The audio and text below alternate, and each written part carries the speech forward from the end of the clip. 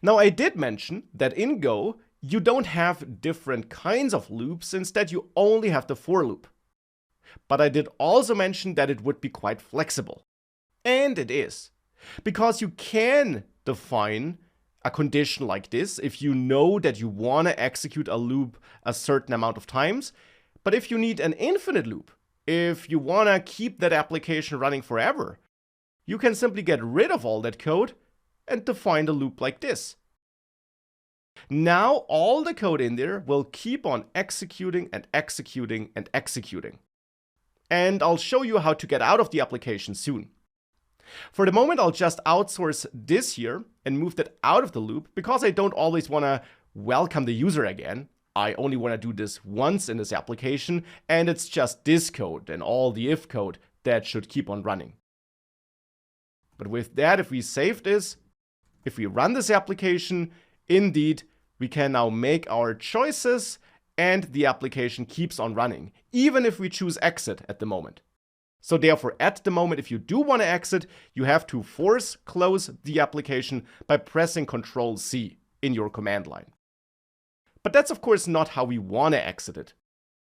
A better way of exiting it would be to go to that else block and return here. Because return will go back out of the function in which you are, so out of the main function, and since this is the main function that runs the program, this will also close the program here. So that's one way of exiting. With that, if we run this again, we can choose all these options, but if we choose for, we can see goodbye here, and indeed, the program exited thereafter. Now that's one way, but maybe you don't want to return from the function.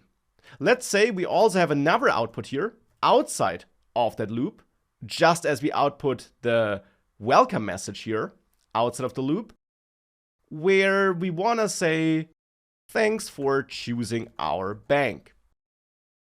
Now, of course, we could put this into this else branch, but for demo purposes, I'll keep it outside there. Now, as you see, it's grayed out and I got a warning here. Because indeed, Go and my IDE understands that this code is unreachable.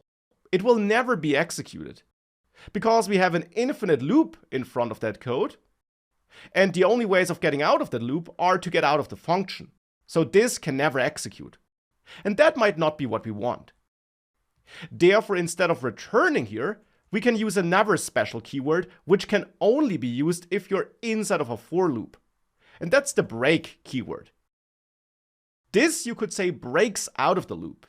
It makes sure that the loop is ended, and therefore then the next code outside of the loop would be executed. And therefore with break added here, if we again run this application, and we choose for, you see we get this thanks for choosing our bank message, and then the program exits again, because we got out of the loop.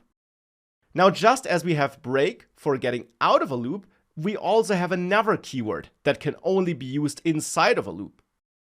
And that would be the continue keyword. Now to understand it, let's go to these nested if checks here.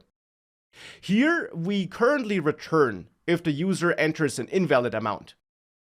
Now that's a bit harsh because that means that at the moment if I choose an invalid amount, the application closes. It would of course be nicer if we would get another try. So if the application would continue running and we could simply make the same choices again. Therefore, instead of using return here, we could of course try break, but that would get us out of the loop and essentially achieve the same result as return, therefore.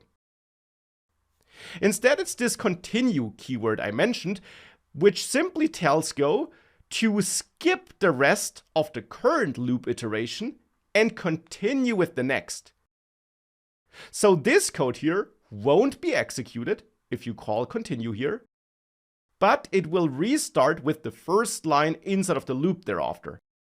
And that's exactly what I want here. So with continue added here, if we now run this and we try to deposit an invalid amount, we can make choices again. And we can, for example, choose to deposit a valid amount.